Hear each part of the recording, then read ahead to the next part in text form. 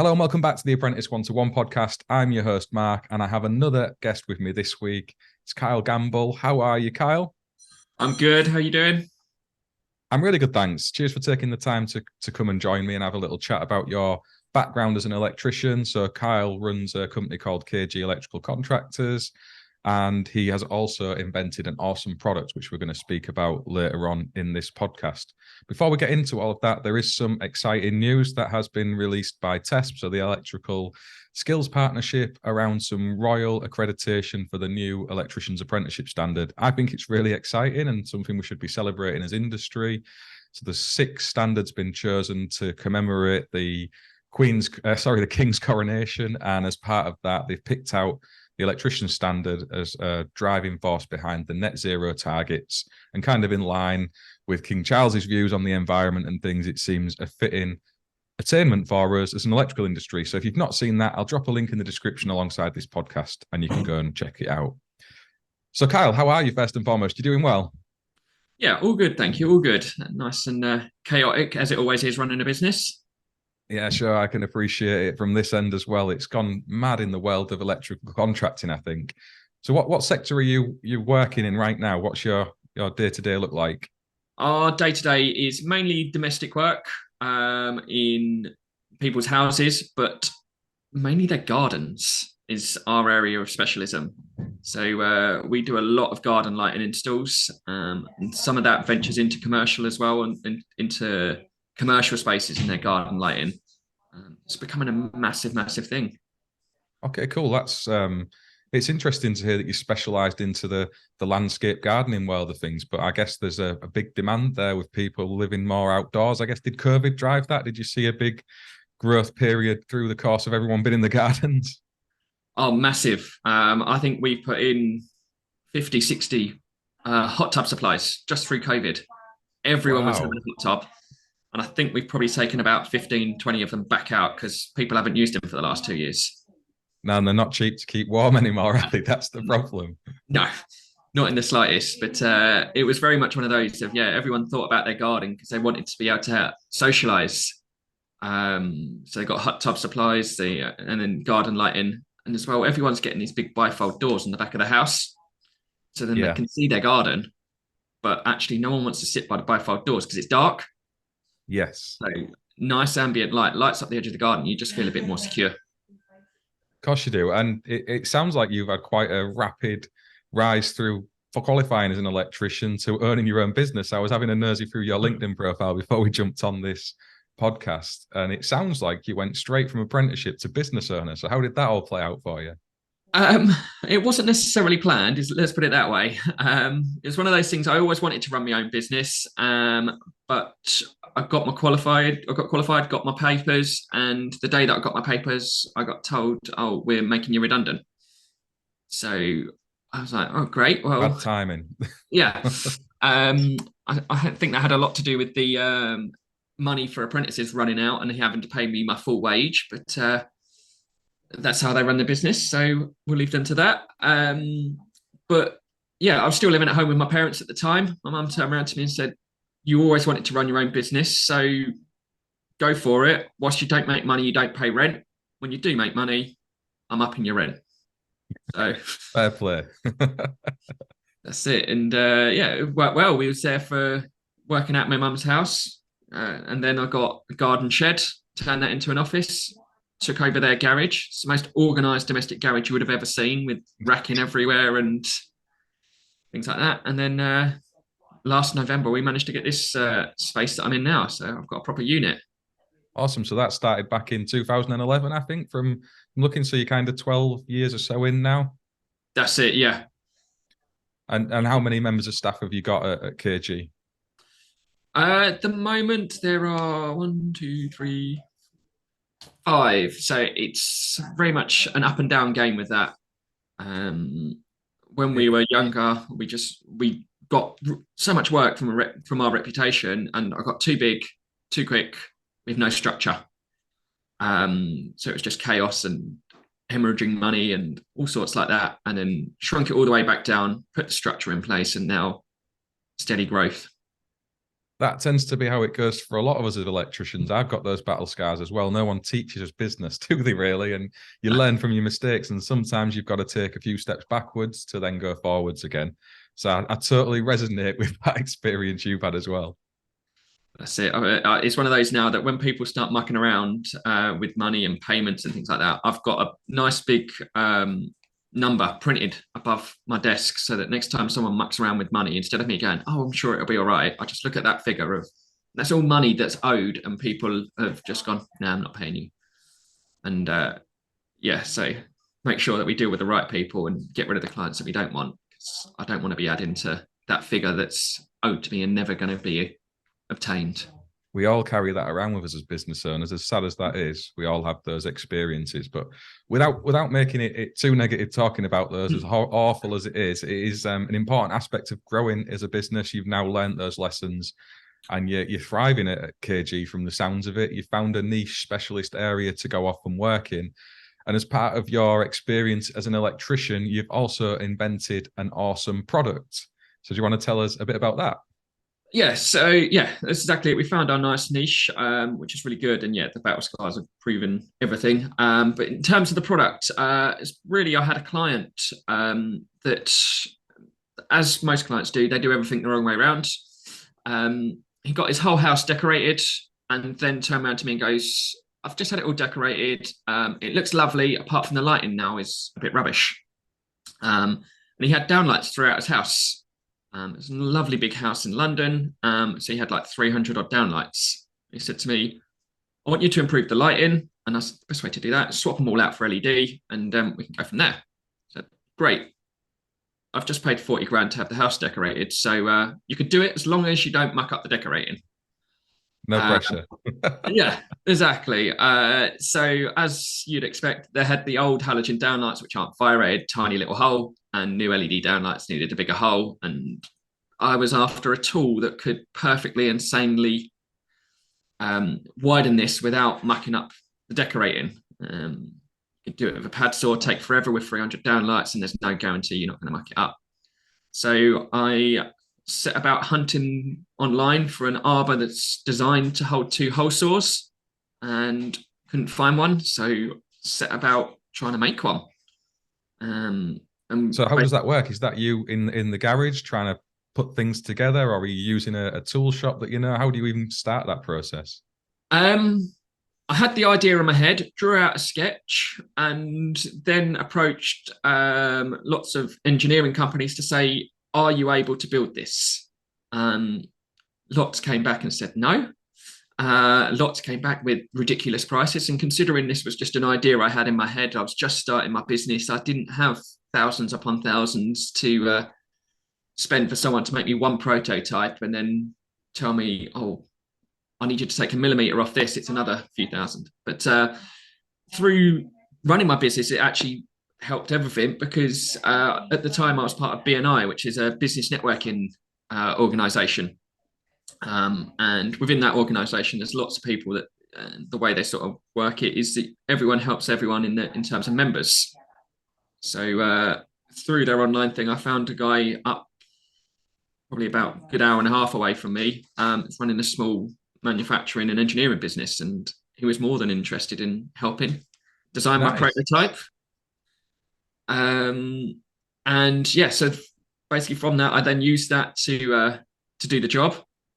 And after that, I luckily bumped into the owners of Professional Electrician magazine at Hamerville Media Group.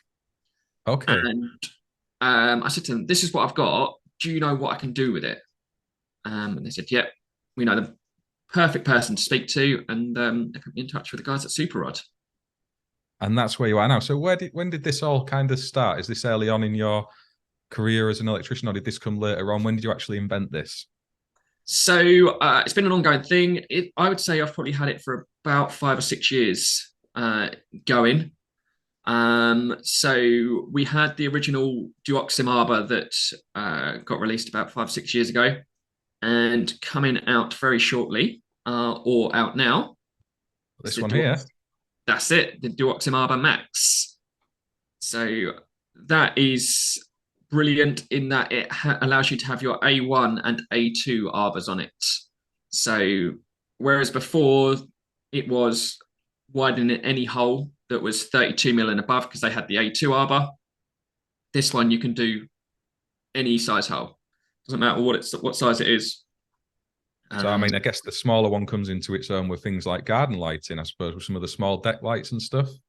Exactly that. It comes into its own for that. It comes into its own, yeah, just pretty much. It's one of those universal tools that, whilst we've invented it for the electrical industry and I invented it for making downlights bigger, it's going to be used by so many people using every time they need to change something, because everything nowadays is never the same size as whatever you're replacing, is it?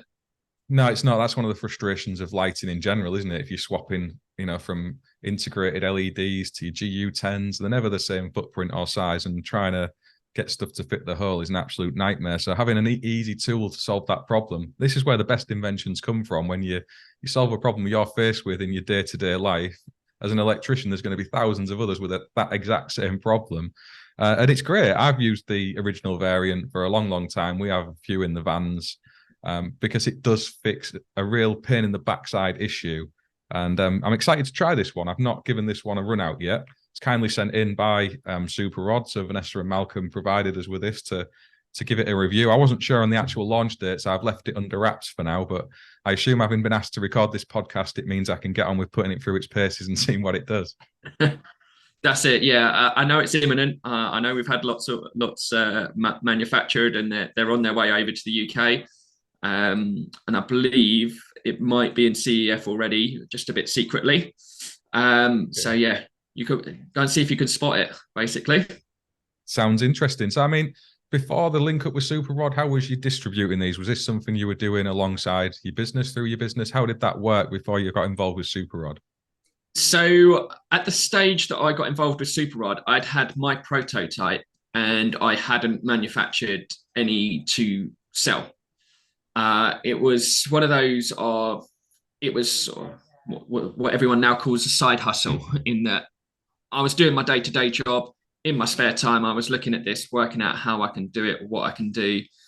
And because I luckily enough found the guys at Professional Electrician magazine, they put me in touch with Super Rod really early.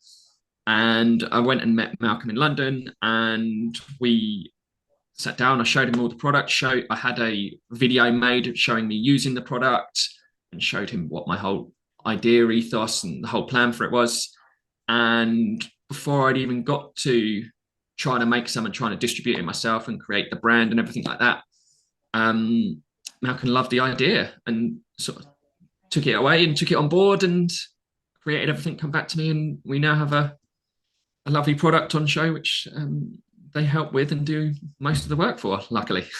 I mean, that's combining two bits of expertise in the right way, isn't it? You've kind of invented and created a product, but with no real access to a wholesale network or the manufacturing power of somebody like Super Rod. That link up makes a lot of sense. And your experience is different to the last guest I had on, Wayne Draper, with the R1, R2 leads, because he had gone through that process of trying to make these at his kitchen table and then distributing them through eBay and Amazon and things like that, trying to grow his brand in that way.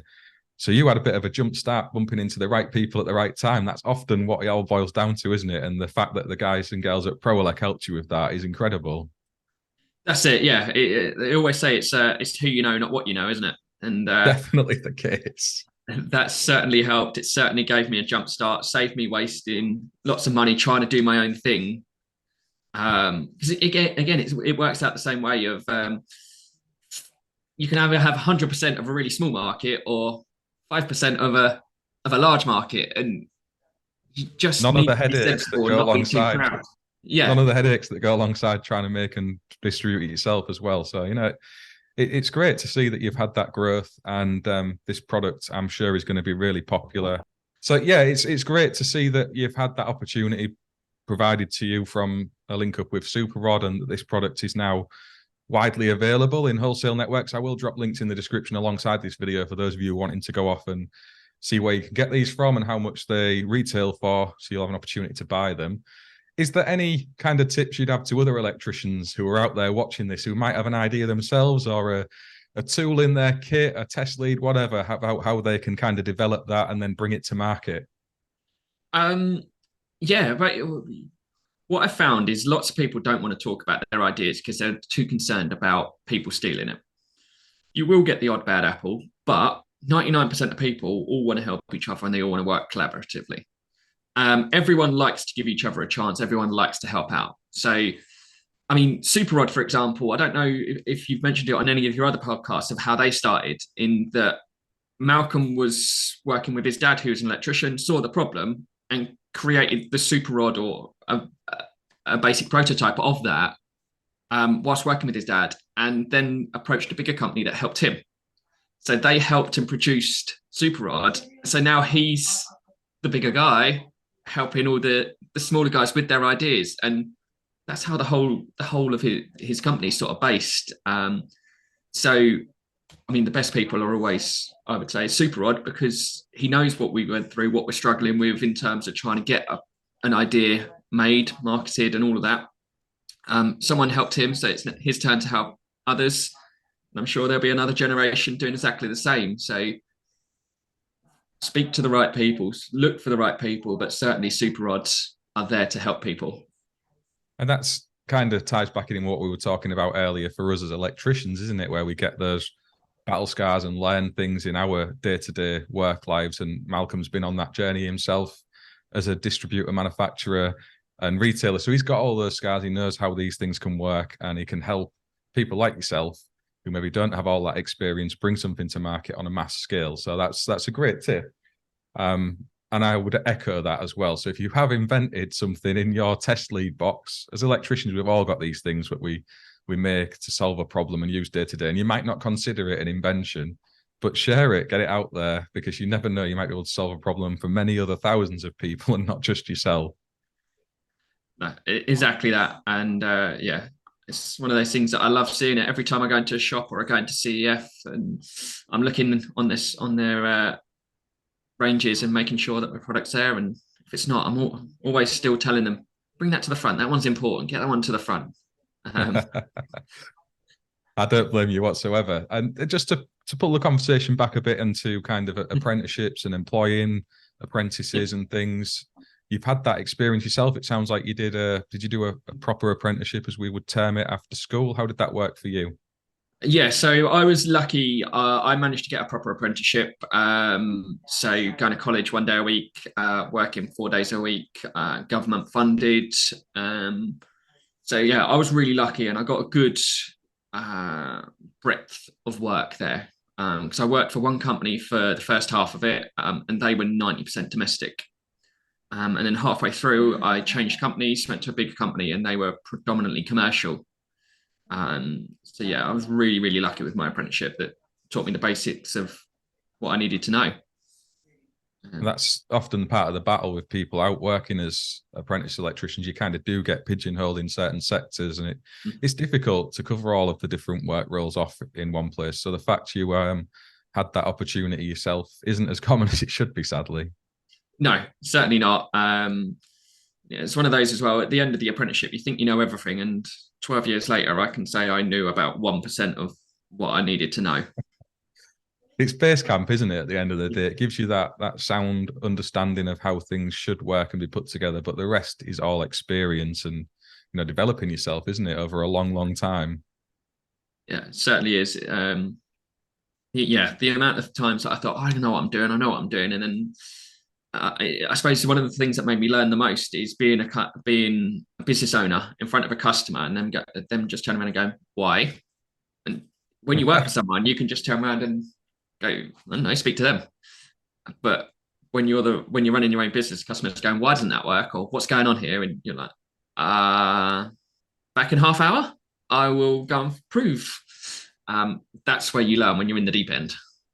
It sure is, isn't it? The buck stops with you and you've got to solve everyone's problems, sometimes on the spot. It's a really difficult role to end up in. And I think as part of our apprenticeship training, because such a lot of us end up as kind of small business owners in a way, it might be worthwhile them including bits of that within the apprenticeship, at least a kind of rough understanding of kind of dealing with customers and basic accounting, maybe. Yeah, I think so. I think that's certainly something that should be handled in school, maybe even before Yeah. you get to apprenticeships, is rough understanding of business, rough understanding of economics. Yeah, I've got plenty of views on that. So in KG Electrical now, do you have apprentices on the team, or are you all fully qualified electricians? What's it look like for you? So we've generally found that the best people we can have are people that are sort of halfway through their training when they're looking for a new role. So they've got the basic understanding of being on site, and they understand the basics of electrics. Um, and the key thing we really look for is actually their attitude to work. Someone could know everything but have a poor attitude. I can't teach them attitude. I can teach them electrics. So we have found our best people are people that want to work. And they've got the basic understanding of being on site. They've got the basic understanding of electrics. And we generally take them on and train them up. Our senior electrician at the moment is someone that's been with us about 3.5 years. And people look at him and they talk to him, and like the new guys that come in, it's like, oh, he's done amazing. How long has he been doing it? Like 10, 12 years? No, 3.5 years. It just shows with the right training, you can get your knowledge, you know what you're 100%. doing. Everything you've just said there is exactly what I would echo as well. It does all boil down to attitude. We've said this loads on this podcast that, I'm not really that interested in what your qualifications might have been. They do play a small part, but it does all boil down to attitude and application at the end of the day.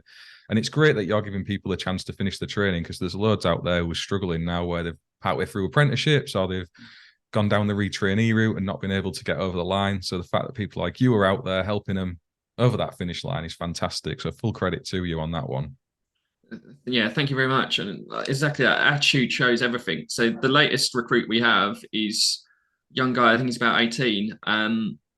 He wanted a job and couldn't get a job. So on a day off of, I think it was McDonald's or somewhere where he was working, printed out his CV and drove around to every local electrician around here and just knocked on their door.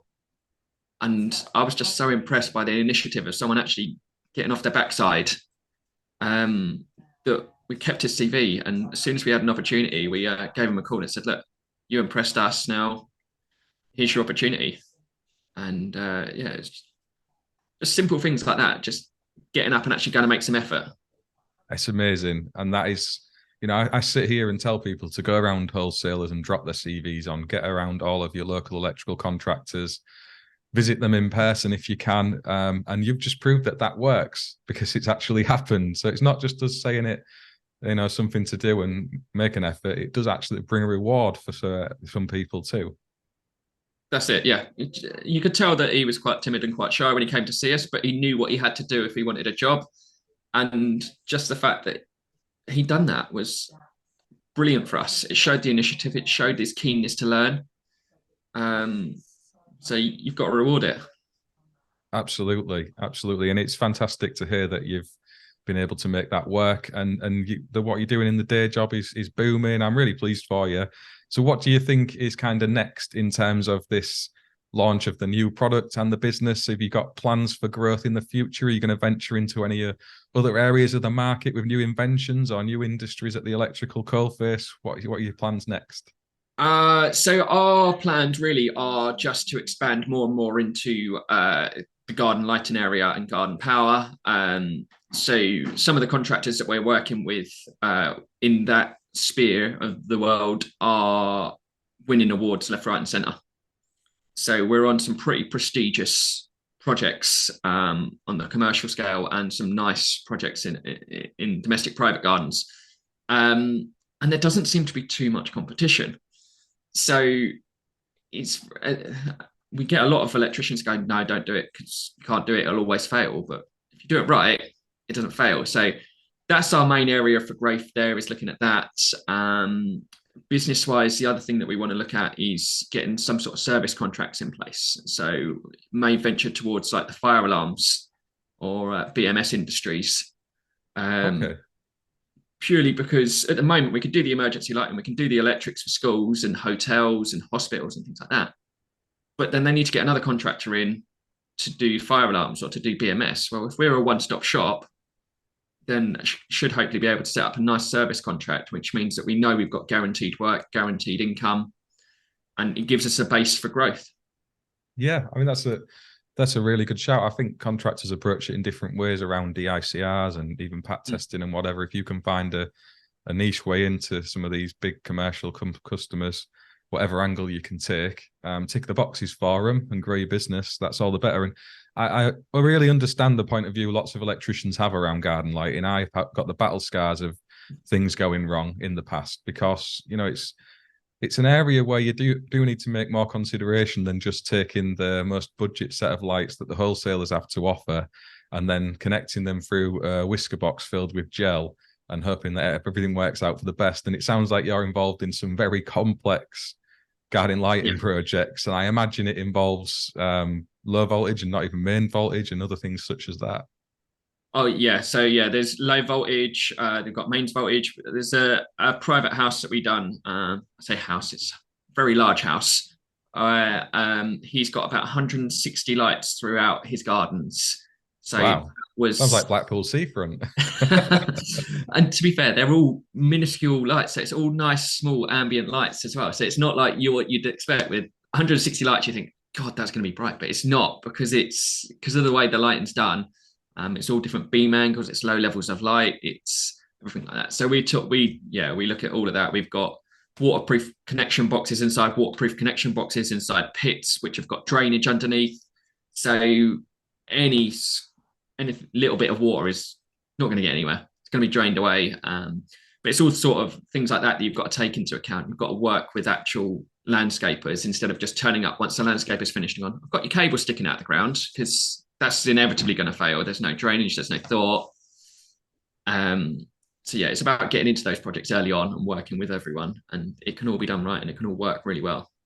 That's exactly it. And I think when you're kind of doing the odd bit of garden lighting here and there, what you just said is exactly how it goes. You turn up and the cables are just sticking out the ground and you're trying to make it good. Sometimes, you know, you've got to even make holes in some of the patio paving and the decking because they've not been pre-cut. It can be an absolute nightmare. But when it's your day-to-day job and you're working on some very high-end bespoke systems, it's not going to be like that. You've got the experience and the skills. And I bet it's really interesting as well, certainly around a lot of the smart controls I imagine are involved. That's it. It's really interesting. And the effects that you can create just from lighting up nature is all you're doing. So one of my favorite things from this project that I mentioned, there is about a 300-year-old oak tree.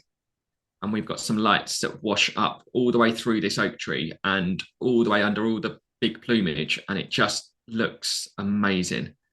Awesome. There's so many different effects that you can create. Yeah, I mean, that's if you can light up somebody's garden to highlight something like a 300-year-old oak tree, that's incredible. My garden's not quite so grand as that, and I've got basic floodlighting in there. I'm not so lucky to have that big space, but it's one of those where I would love to have a really nice garden lighting system. Maybe one day I'll get round to it. I could make a bit of a better effort than just an old 100-watt LED light. It's always the way. It's one of those, I go and do it all for my clients, come back and look at my house, and I'm just like, no, I want to do more for my house, but at the same time, I've done it all day. I don't want to do it anymore. Yeah, exactly right. If anybody's following along with this podcast and you'd like to get in touch with Kyle, are you on social media? I know you're on LinkedIn, so I've found your profile. Is there any socials you'd like to highlight?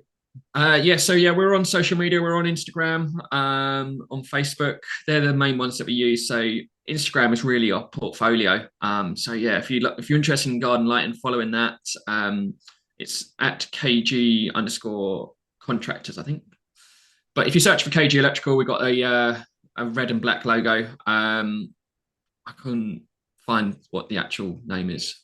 I'll drop links in the description to Kyle's socials alongside this video. So if you're wanting to go off and check them out and see exactly what they're up to and maybe find somewhere to fire in CVs if you're partway through your training and get to the top of the list for the next ones out. And I'll also share some links for the product so you can go off and read all about it and find out where to buy it. Is there anything else you'd like to cover while we're chatting, Kyle?